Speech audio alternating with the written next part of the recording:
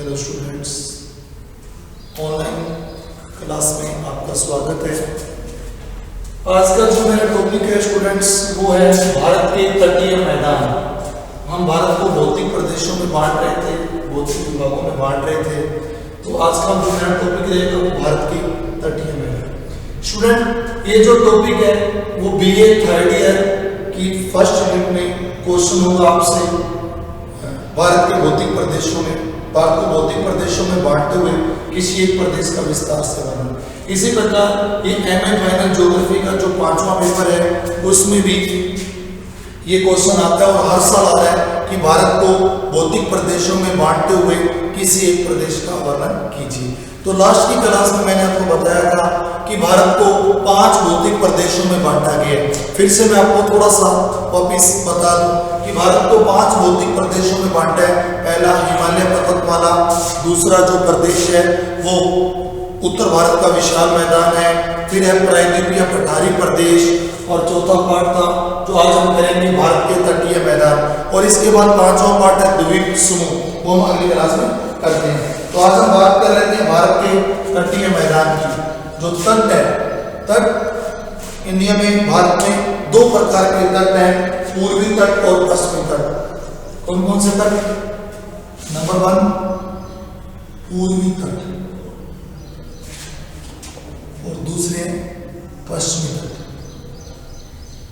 पश्चिमी तट इंडिया में 2 प्रकार के तट पाए जाते हैं, पूर्वी तट और पश्चिमी तट। तो मैं आपको जो भारत के तटीय मैदान बता रहा हूं या पूर्वी इंडिया को 2 प्रकार के तट बता रहा हूं, पूर्वी तट और पश्चिमी तट। तो पहले हमें ये बात क्लियर होना चाहिए कि तट क्या चीज है। तट किसे कहते हैं? जहां समुद्र वाला क्षेत्र हो या जहां जलीय क्षेत्र हो और स्थलीय क्षेत्र आपस में मिलते हैं। जहां समुद्र का क्षेत्र और स्थलीय क्षेत्र या जलीय क्षेत्र और स्थलीय क्षेत्र आपस में मिलते हैं उसे हम तट कहते हैं। भारत के तट, भारत में 2 प्रकार के तट पाए जाते हैं, पूर्वी तट और पश्चिमी तट। इनके बारे में मैं आपको विस्तार से बताऊंगा कि पूर्वी तट और पश्चिमी तट कौन कौन से। तो भारत के जो पूर्व में है उनको हम पूर्वी तट कहते हैं, जो मैप के पश्चिम में हम पश्चिमी तट कहते हैं।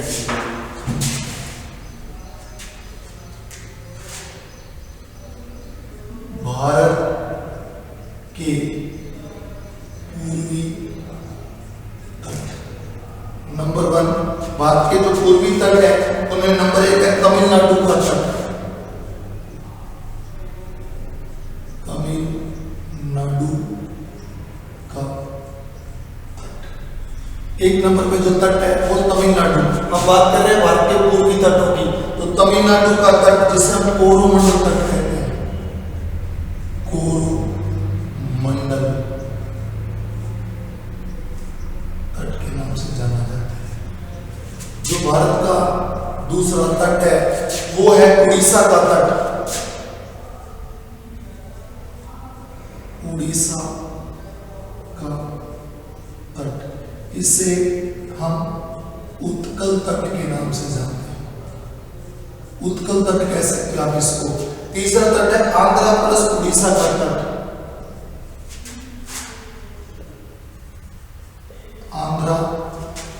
आंध्र प्रदेश, आंध्र प्रदेश और उड़ीसा में, उड़ीसा का तट। ये आंध्र प्रदेश और उड़ीसा में इस तट का नाम उत्तरी सरकार है। उत्तरी सरकार तट। इस प्रकार पूर्वी तटों में 3 तट मैंने आपको बता दिए, तमिलनाडु का तट, उड़ीसा का तट, आंध्र प्रदेश का तट प्लस उड़ीसा का तट, और इसके बाद पश्चिम बंगाल का तट। पश्चिम बंगाल का तट, इसे हम दीघा तट कहते हैं। दीघा, दीघा तट कहते हैं। ये जो 4 तट हैं तमिलनाडु का तट जिसे हम कोरोमंडल कहते हैं, उड़ीसा का तट उत्कल तट के नाम से जाना जाता है। आंध्र प्रदेश और उड़ीसा के दो राज्यों में जो तट है उसे उत्तरी सरकार का तट, और पश्चिम बंगाल के तट को हम दीघा तट के नाम से जानते हैं। अब बात करते हैं हम भारत के पश्चिमी तटों की। भारत के जो पश्चिमी तट है उनकी बात करते हैं। ये भी यहाँ भी 4 तट है। केरल का तट जिसे हम मालाबार तट कहते हैं, केरल का तट जिसे मालाबार तट के नाम से स्टूडेंट जाना जाता है। उसके बाद है कर्नाटक का तट, कर्नाटक का तट जिसे हम कोनार तट कहते हैं। उसके बाद स्टूडेंट जो अगला तट है गोवा प्लस महाराष्ट्र का तट, कोंकण तट, गोवा महाराष्ट्र।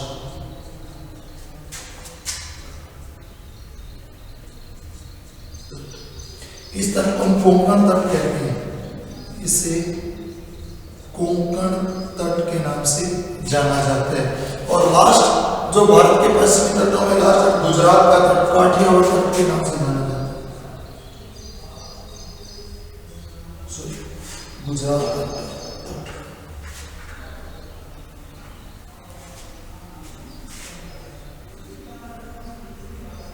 गुजरात का तट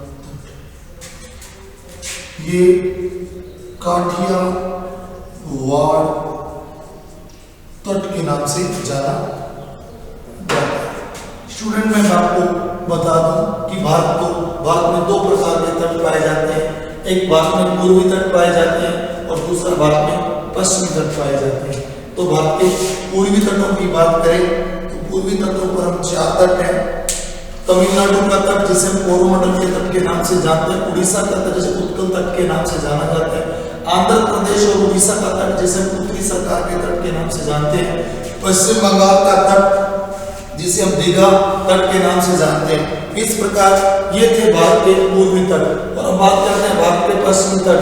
केरल का तट जिसे हम मालाबार के तट के नाम से जानते हैं, कर्नाटक का तट जिसे कोनार तट के नाम से जाना जाता है, गोवा और महाराष्ट्र के तट को कोंकण तट के नाम से जाना जाता है, गुजरात के तट को काठियावाड़ के नाम से जानते हैं। ये स्टूडेंट हमारे पूर्वी और पश्चिमी तटों के बारे में मैंने आपको हल्की सी जानकारी दी। अब हम बात करेंगे कि तटों के बारे में विस्तार से। तो जो तट है पहले बात कर लेते हैं हम पूर्वी तटों की। पहले बात कर लेते हैं पूर्वी तटों की।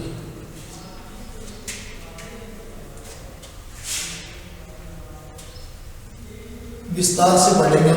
अभी तक मैंने आपको नाम बताया, हम आपको इसके बारे में थोड़ा विस्तार से बताता हूँ कि कौन सा तट कौन से राज्य में है और कहां से कहां तक फैला है। इसका विस्तार कहां से कहां तक है? भारत के पूर्वी तट, भारत के पूर्वी तट। जो पहले तट की बात करेंगे हम, जिसे हम तमिलनाडु का तट कहते हैं, तमिलनाडु का तट। तमिलनाडु के तट को कोरोमंडल के नाम से जाना जाता है, कोरोमंडल तट के नाम से जाना जाता है। तो इसके बारे में विस्तार से बताता हूं बच्चों आपको। जो कोरोमंडल का तट है, कोरोमंडल तट तमिलनाडु राज्य का तट है, उसे तमिलनाडु का तट भी कहते हैं। कोरोमंडल तट तमिलनाडु राज्य में का तट है, इसे हम तमिलनाडु का तट भी कहते हैं और कोरोमंडल तट भी कहते हैं। एक शब्द है इसमें कोरोमंडल। कोरा होता है जैसे कोरा कागज। कोरा क्या होता है? कोरा कागज जिसमें लाइनिंग नहीं होती है। तमिलनाडु में एक शब्द है, तमिल का शब्द का अर्थ है शिक्षा, और हम शिक्षा कोरे कागज के जरिए प्राप्त करते हैं। तो शॉर्ट ट्रिक मैंने बताई आपको, कोरोमंडल कोरा कागज जिसमें शिक्षा हम लेते हैं, तमिल लेते हैं, इसलिए इसको हम कहते हैं कोरोमंडल तट के नाम से जाना जाता है। और कोरोमंडल का जो तट है वो पुलिकट से लेकर कुमारी तक है। ये जो तट है वो पुलिकट झील से कुमारी अंतरीप तक विस्तृत है। कुमारी अंतरीप तक विस्तृत है। अगर राज्य की बात करें तो ये तमिलनाडु राज्य में है, और अगर इसके क्षेत्र की बात करें तो ये तमिलनाडु में कहा पुलिकट से कुमारी अंतरीप तक विस्तृत जो तट है उसको हम कोरोमंडल तट के नाम से जानते हैं। अगली बात करते हैं उड़ीसा का तट। इसके बाद हम भारत का जो दूसरा पूर्वी तट है उड़ीसा का तट, उसकी बात करेंगे। पूर्वी भारत का दूसरा तट उड़ीसा का। हम बात कर रहे हैं उड़ीसा के तट की। इस तट को हम उत्कल तट के नाम से जानते हैं। उत्कल तट के नाम से जानते हैं। जो उड़ीसा का तट है उसे हम उत्कल तट कहते हैं। उत्कल तट गंगा के डेल्टा से कृष्णा के डेल्टा तक विस्तृत है। ये जो तट है वो गंगा के डेल्टा से कृष्णा के डेल्टा तक विस्तृत है। तो स्टूडेंट, ये जो मैंने आपको भारत का जो पूर्वी तट, दूसरा पूर्वी तट उड़ीसा का तट बताया, इसको हम उत्कल के नाम से जानते हैं। ये उड़ीसा का तट है, और ये अगर इसकी विस्तार की बात करें तो गंगा के डेल्टा से कृष्णा के डेल्टा तक ये विस्तृत है। बात करते हैं हम तीसरा, आंध्र प्रदेश प्लस उड़ीसा का तट। भारत के तीसरे पूर्वी तट की आंध्र प्रदेश और उड़ीसा तट। तीसरा पूर्वी तट आंध्र प्रदेश प्लस उड़ीसा, दो राज्य उड़ीसा तट। इसे वैसे तो हम उत्तरी सरकार के तट से नाम से जानते हैं। उत्तरी सरकार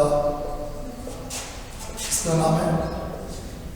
आंध्र प्रदेश और उड़ीसा का जो तट है उसे हम उत्तरी सरकार के तट के नाम से जानते हैं। ये आंध्र प्रदेश और उड़ीसा के मिश्रित तट को हम, इन दोनों के मिश्रित तट को हम उत्तरी सरकार का तट कहते हैं। इसे रॉयल तट भी कहा जाता है।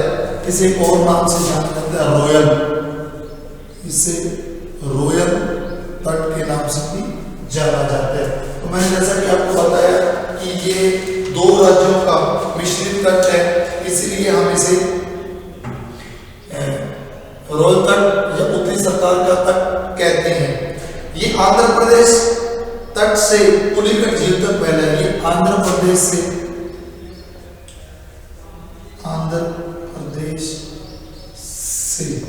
ये आंध्र प्रदेश से पुलिकट झील तक फैला है।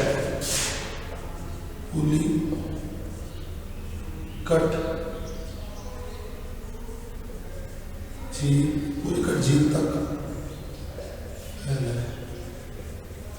बता दूं, आंध्र प्रदेश और उड़ीसा का मिश्रित तट है। इसे हम उत्तरी सरकार के तट या रोल तट के नाम से जानते हैं। इसका विस्तार आंध्र प्रदेश से पुलिकट झील तक इसका विस्तार है। इसके बाद भारत के चौथे पूर्वी तट की बात करते हैं, पश्चिम बंगाल का तट। जैसा कि नाम से पता चल रहा है पश्चिम बंगाल में है। राज्य पूछे तो पश्चिम बंगाल तट।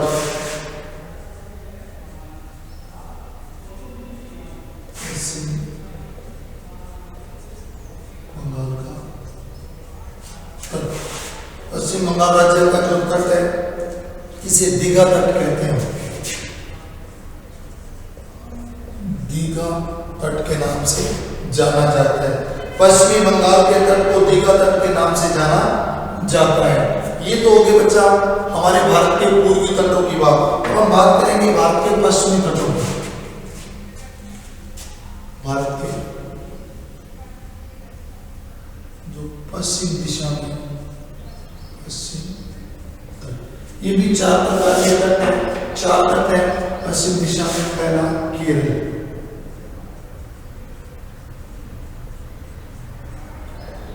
केरल का तट, जिसे हम मालाबार तट के नाम से भी जानते हैं, जिसे आसानी के लिए हम मालाबार तट कहते हैं। केरल का जो तट है इसे मालाबार तट के नाम से जानते हैं। केरल के तट को बता दूं, मालाबार तट के नाम से जाना जाता है।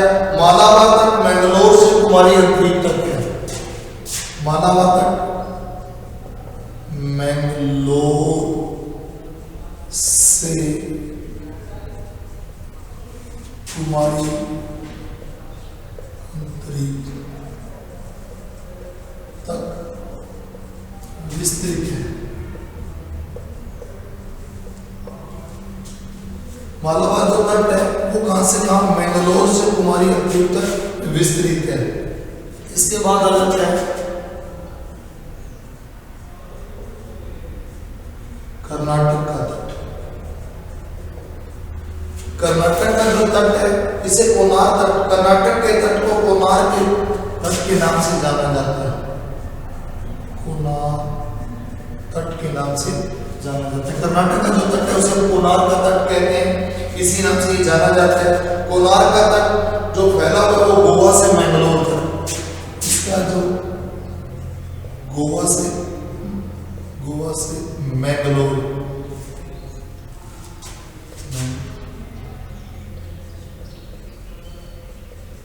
तक विस्तृत है।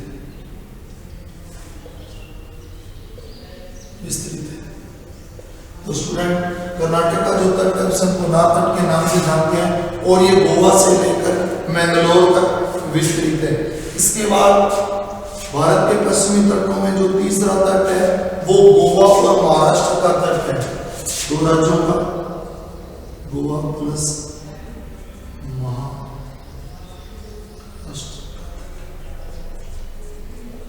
ये दो राज्यों में मिश्रित तट है जिसे हम गोवा या महाराष्ट्र का तट कहते हैं, या इसका जो नाम है वो आपको मैं बताता हूँ। गोवा और महाराष्ट्र के तट को कोंकण तट के नाम से जाना जाता है। दोनों का मिश्रित है, इसका नाम है कोंकण तट के नाम से इसको जाना जाता है। और ये दमन से गोवा तक फैला है। ये तट दमन से गोवा तक विस्तृत है।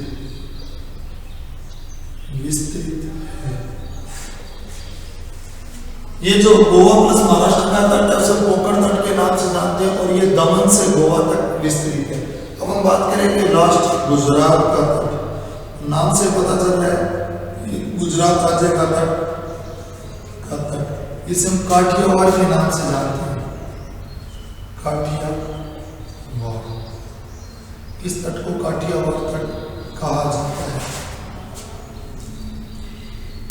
काठियावाड़ का तट सौराष्ट्र से सूरत तक, सौराष्ट्र से इसका जो फैलाव है वो सौराष्ट्र से सूरत तक का विस्तृत है। मैं फिर एक बार बता दूं, भारत के पश्चिमी तटों की बात कर रहे हैं तो जो केरल का तट है उसे मालाबार तट के नाम से जाना जाता है। ये मैंगलोर से कुमारी अंतरिक्ष तक विस्तृत है। कर्नाटक का तट जिसे कोनार तट के नाम से जाना जाता है, ये गोवा से मैंगलोर तक विस्तृत है। गोवा और महाराष्ट्र दो राज्यों का मिश्रित तट जिसे हम कोंकण तट के नाम से जानते हैं, ये दमन से गोवा तक विस्तृत है। इसके बाद बात करें गुजरात का तट, तो ये काठियावाड़ तट है और इसे सौराष्ट्र, ये जो तट है वो सौराष्ट्र से सूरत तक का विस्तृत तट है।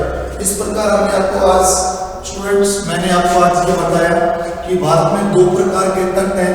एक तट है भारत में पूर्वी तट और दूसरे जो तट है वो पश्चिमी तट। इनके बारे में मैंने बता दिया कि पूर्वी तटों के क्या क्या नाम है और पश्चिमी तटों के क्या क्या नाम है। तो भारत में दो प्रकार के तट हैं, एक भारत के पूर्वी तट और दूसरे भारत के पश्चिमी तट। भारत में दो प्रकार के तट पाए जाते हैं, भारत के एक तो पूर्वी तट है और दूसरा भारत के पश्चिमी तट है। इनके बारे में आपको बता दिया। इसके अलावा एक तट है कच्छ क्षेत्र का तट, जिसे हम कच्छ तट कहते हैं। और थोड़ा सा विस्तार से बता दूं आपको इसके बारे में, और विस्तार से हम अध्ययन करते हैं। तटीय मैदान दक्षिण के पठार के पश्चिम और पूर्व की ओर पश्चिमी घाट में पूर्वी घाट तथा समुद्र के बीच तटीय मैदान स्थित हैं, जो या तो समुद्र की क्रिया द्वारा बने हैं या नदियों द्वारा लाई गई मिट्टी से बने हैं। तटीय मैदान दो मैदान है जिन्हें हम पश्चिमी समुद्र तटीय मैदान या पूर्वी समुद्र तटीय मैदान कहते हैं। तो पश्चिमी तटीय मैदान के बारे में थोड़ा सा और डिटेल से आपको बता दूं, जैसा कि मैंने आपको बताया था। पश्चिमी तटीय मैदान पश्चिम में खंबात की खाड़ी से लेकर कुमारी अंतरीप तक 400 किलोमीटर लंबाई में फैला हुआ है, जिसकी औसत चौड़ाई 64 किलोमीटर से 64 किलोमीटर तक है। और नर्मदा व ताप्ती नदियों के मुहानों के निकट यह नर्मदा और ताप्ती नदियों के मुहाने पर कहीं ये 80 किलोमीटर चौड़ा तट है। 64 से 80 किलोमीटर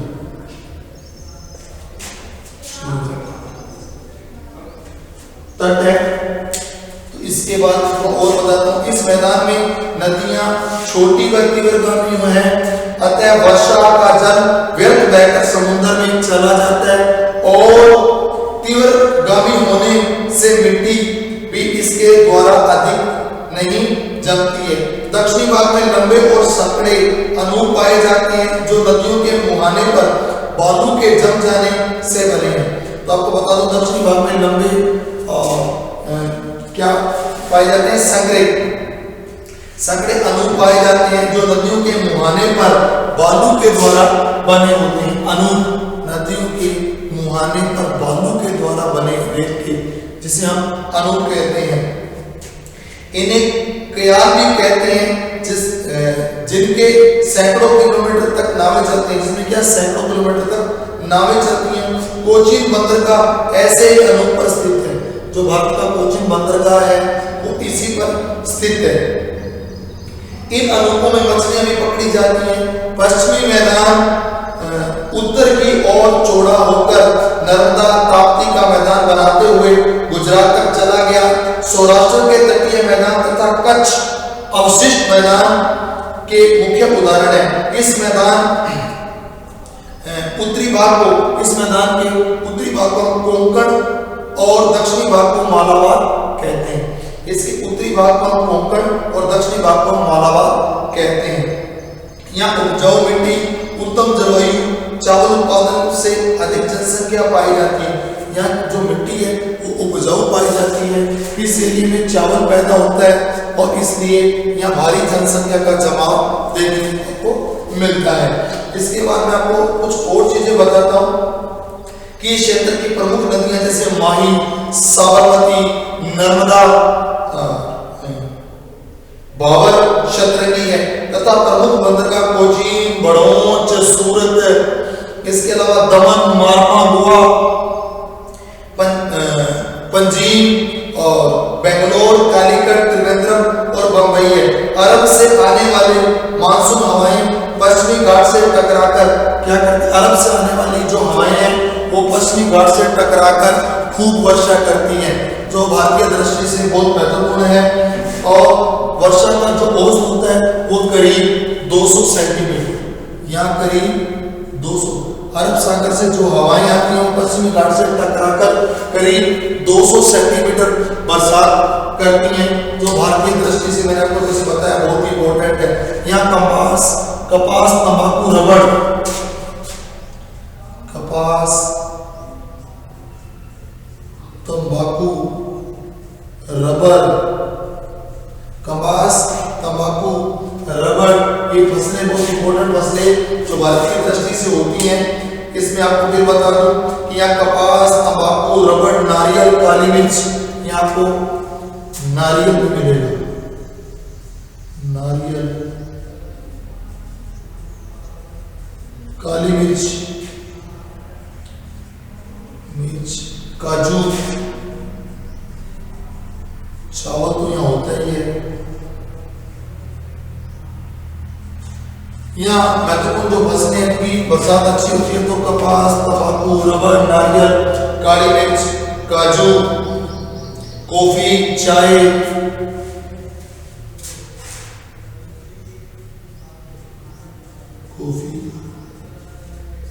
भी पैदा होती है। इसके अलावा यहाँ को गरम मसाले मिलेंगे, गरम मसाले,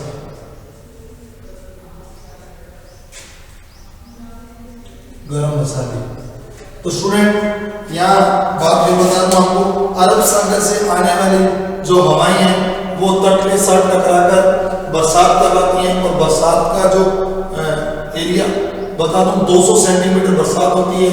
और बरसात अच्छी होने के कारण यहाँ भारत में इस एरिया में पश्चिमी घाट में बहुत ज्यादा फसलें पैदा होती है, जिसमें कपास, तंबाकू, रबर, नारियल, काली मिर्च, काजू, चावल, कॉफी, चाय व गरम मसाले पैदा किए जाते हैं। इसके अलावा सूती एवं ऊनी वस्त्र, रासायनिक पदार्थ, वनस्पति एवं खनिज तेल तथा कागज आदि से संबंधित यहाँ उद्योग भी लगाए गए हैं। इसके बाद हम बात करते हैं पूर्वी तट की या पूर्वी घाट की बात करते हैं, पूर्वी तटीय मैदान की बात करते हैं। पश्चिमी तटीय मैदान की अपेक्षा यह मैदान अधिक चौड़ा है। ये मैदान क्या है कि पश्चिम की अपेक्षा अधिक चौड़ा मैदान, यह अधिक विस्तृत मैदान है, ठीक है। और जिसकी औसत चौड़ाई 161 किलोमीटर से, इसकी जो चौड़ाई है वो 161 किलोमीटर से 480 और कहीं कहीं 483 किलोमीटर तक है। पश्चिम में जो तट चौड़े थे वो 64 से 80 किलोमीटर चौड़े तट हैं और ये अधिक चौड़े तट है, उसकी अपेक्षा 161 से लेकर 483 किलोमीटर तक चौड़े तट हैं। गंगा के मुहाने से, ये गंगा के मुहाने से कुमारी अंतरीप तक फैले हैं और इसे दो भागों में जाना जाता है या बांटा जाता है, निचला भाग और ऊपरी भाग। निचला भाग, इसमें दो भाग है, निचला भाग और दूसरा है ऊपरी भाग। इस प्रकार इस तट को हमने दो भागों में डिवाइड किया है, एक निचला भाग है और दूसरा ऊपरी भाग है।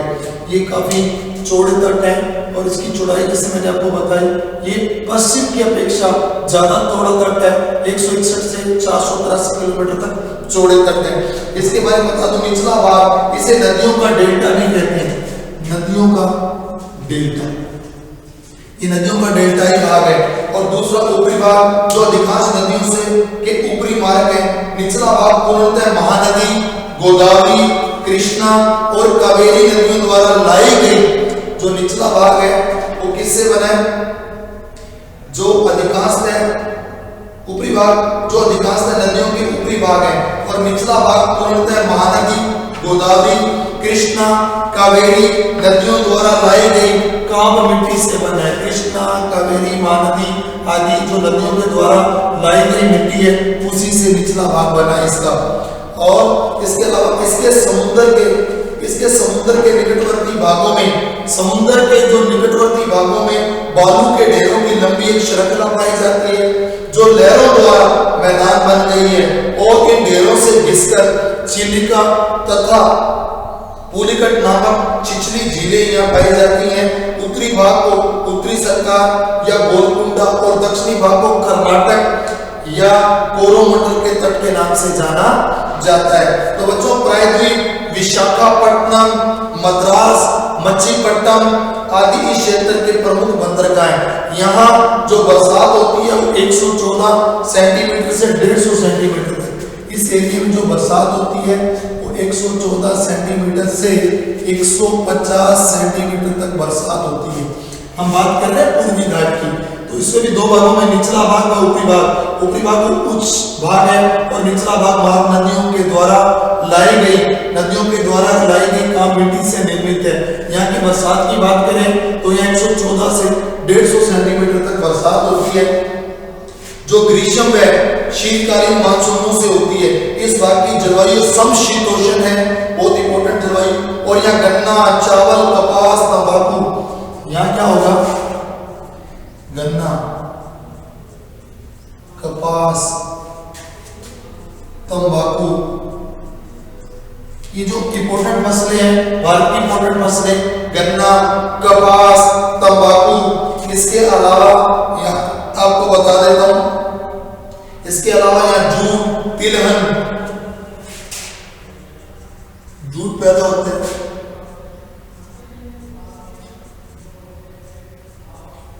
तिलहन,